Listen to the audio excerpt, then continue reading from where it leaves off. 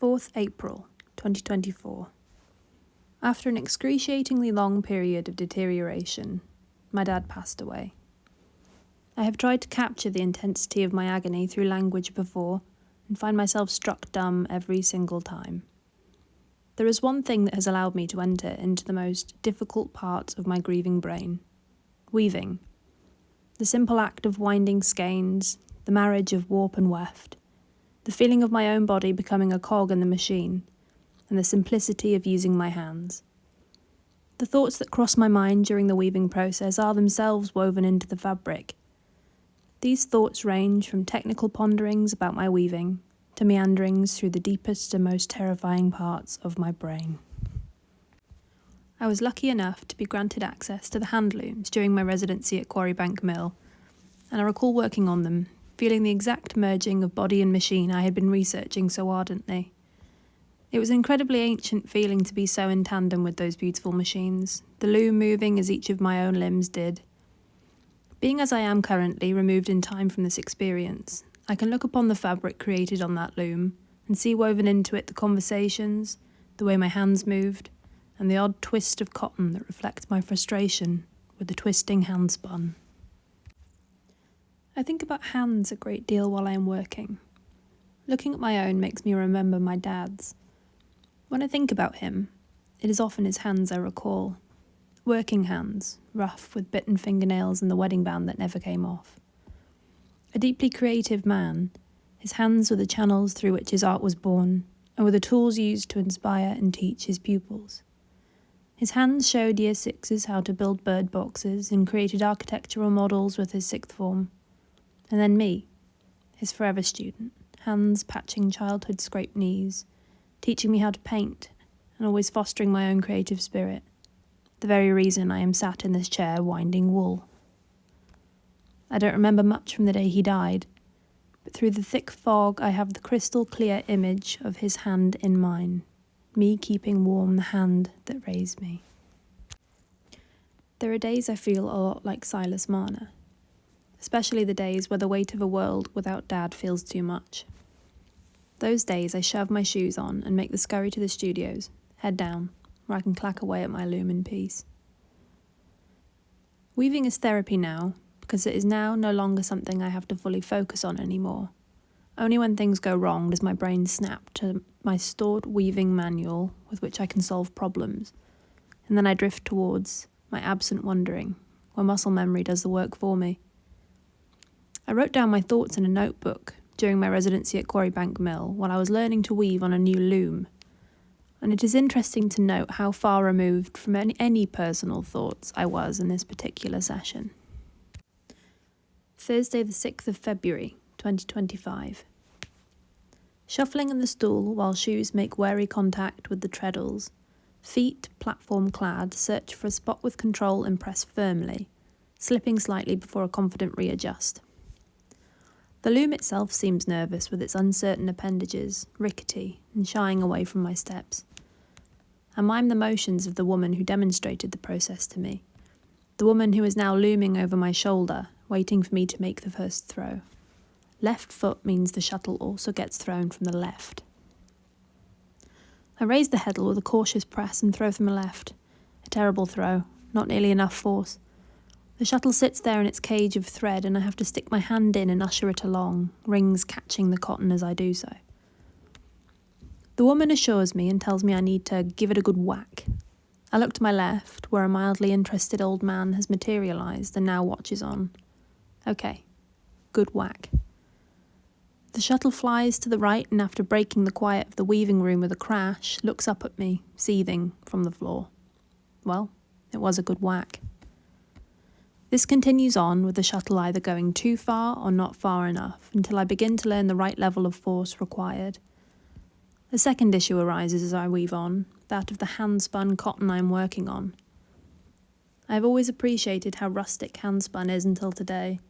Now the cotton twists and coils itself up, little impertinent knots that showcase the haste in which the weavers demonstrated ancient techniques to school children who would rather be anywhere else.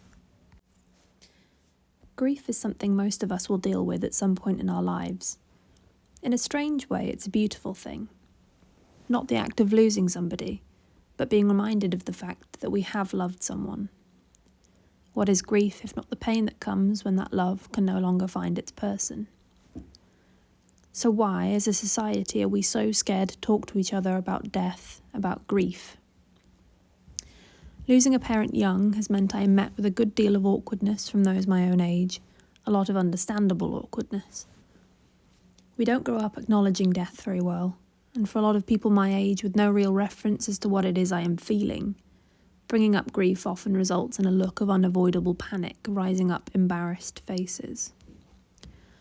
Art, process and dialogue all provide a window into the human condition and create spaces where we are able to talk about and think about tricky topics such as death in a far less intimidating way. For me, making the part that grief plays in my work visible allows me to be honest. Nick Cave says this: "There is a great deficit in the language around grief. It's not something we are practiced at as a society because it is too hard to talk about, and more importantly, it's too hard to listen to. So many grieving people just remain silent, trapped in their own secret thoughts, trapped in their own minds, with their only form of company being the dead themselves. This is where I feel I have been trapped, and still am to some degree, trapped in my own brain, hoping that the quiet convinces everyone on the outside that I'm okay. The loom hypnotizes me, creates a cavity where it all flows out and winds itself up, becoming fabric. I am weaving a screen of reams and reams of white cotton. On leaving the studio, I notice a tiny layer of cotton particles coating my trousers, dotted in my hair, lining my nose. I put two and two together and have come to the conclusion that the recent tickle in my chest was most definitely those particles making their way into my lungs. With each pass of the shuttle, my grief was tumbling out. Little thought particles I now know were being returned back into my body. I felt I was breathing my own life into the fabric, my own loss, maybe even parts of my soul. Perhaps in some strange Dorian Gray-esque manner, I was giving myself to the fabric, and shall wake one morning made fully of cotton.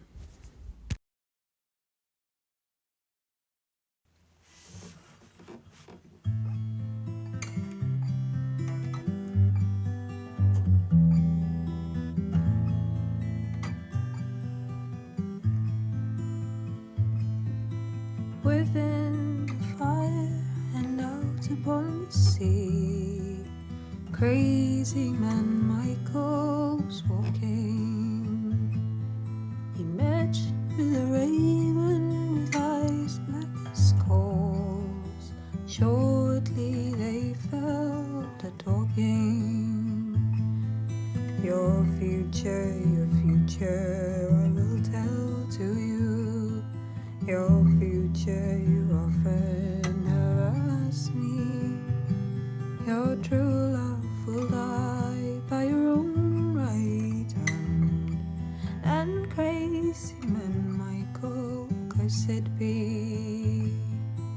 Michael he ranted and Michael he craved. Beat the four winds with his fist so.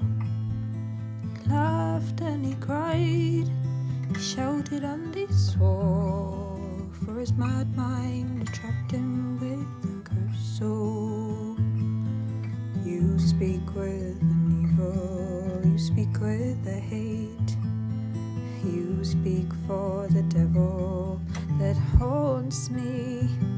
For is she not the fairest in all the broad lands?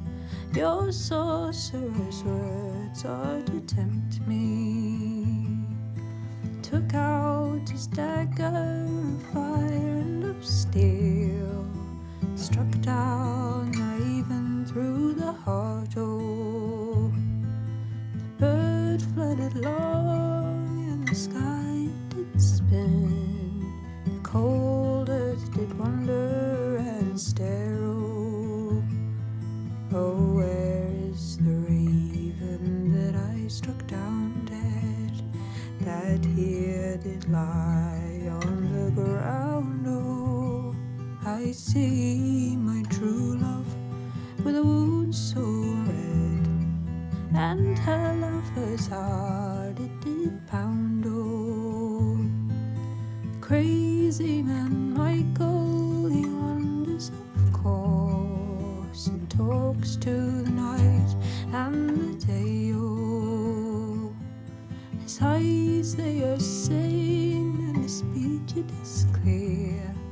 He longs to be far away. Oh, Michael he whistles the simplest of tunes and asks the wild rose their pardon, for his true love is flown into every flower grown, and he must be keeper of the garden.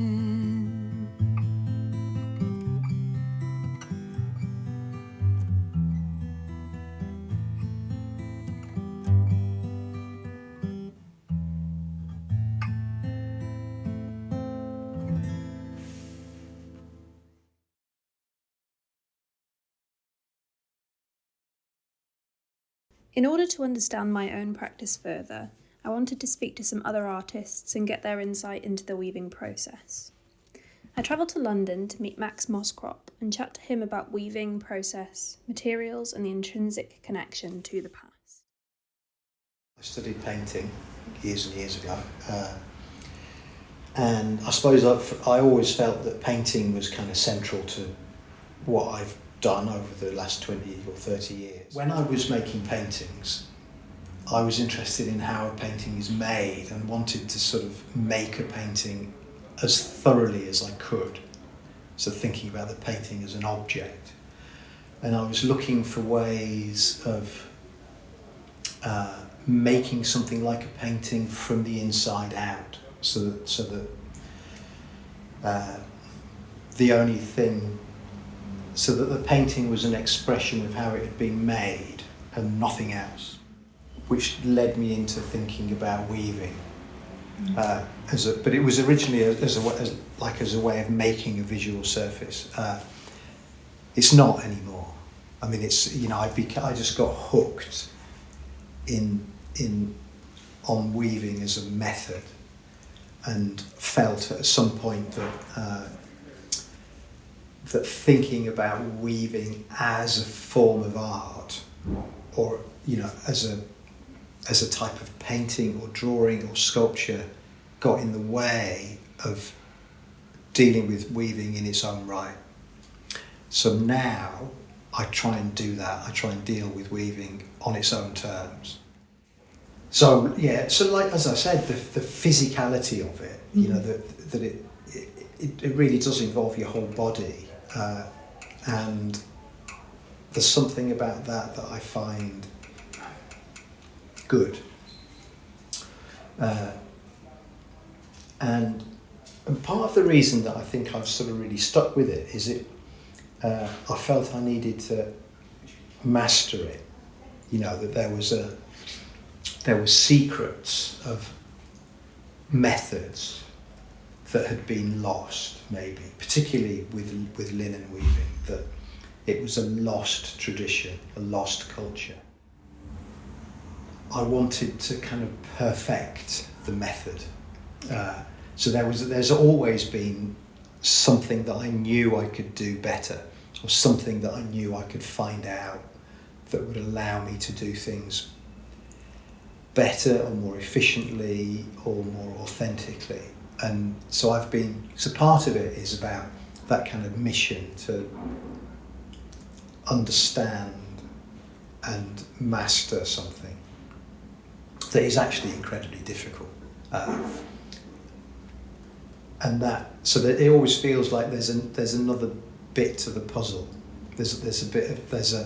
Always feel that there's a little secret that the old weavers had that I haven't quite discovered yet, which is why I spend quite a lot of time kind of rummaging around in museums and archives and things, looking for evidence about traditional methods.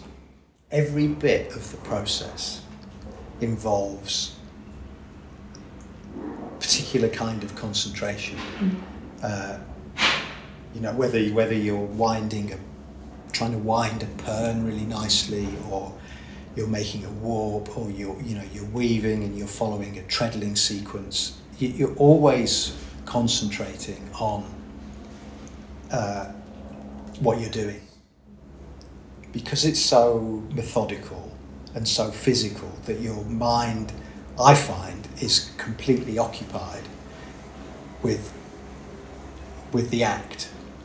So there's no room for thinking about anything else. So you kind of forget about whatever you might be worried about, or what you did before, or what's going to come next, because you've just got to get on with what's in front of you. In that respect, I suppose it's not about processing, but it is. But maybe it is because you're busy, and you are thinking, but a lot of the time you're counting. You kind of counting one. You count the cloth that I'm making at the moment, which weaves in units of 9. I'm counting 1, 2, 3, 4, 5, 6, 7, 8, 9, 10, 11, 12. Use that. There's no room when you're doing that for kind of other stuff in your head. I think I sometimes tell myself that the end product of what I'm doing is not a physical artifact, but the end product is the method in a way, because that's what my goal is to have perfected the particular method. I spend quite a lot of time recording what I do and sharing it on website, social media, because I think even kind of fairly simple things like knots, how to have the kind of the knots to use to tie up a loom properly. It is kind of knowledge that has largely been lost, and that recovery of that method is what I'm trying to produce. Mm-hmm. So as I said before, I spend a lot of time sort of rummaging around in museums and archives looking for evidence. I'm particularly interested in tools, the equipment, because I think a tool is a kind of an embodiment of a method, and the tools have got memory, so they when you're using them, you're kind of learning about how to use them. So I spend a lot of time looking at and recreating old tools. So as an example, this thing that I'm making at the moment is a bobbin winder. It's a copy of a 19th century bobbin winder, and I've got photographs and names for the people who used to use it. So by remaking it as closely as I can, that will give me a particular kind of physical connection to the people that used the original. Sometimes I feel like they're kind of in the room with me. It really is a very direct kind of connection to particular people. Not just the tradition, but kind of particular people. Yeah. Yeah, having the names is wonderful. It is. Yeah. I love that. Yeah. This is Albert Tyler. Yeah. So this is a nice photograph.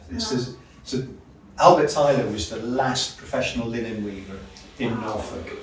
This photograph was taken around about, it's undated, but I think it's around about 1910. Wow.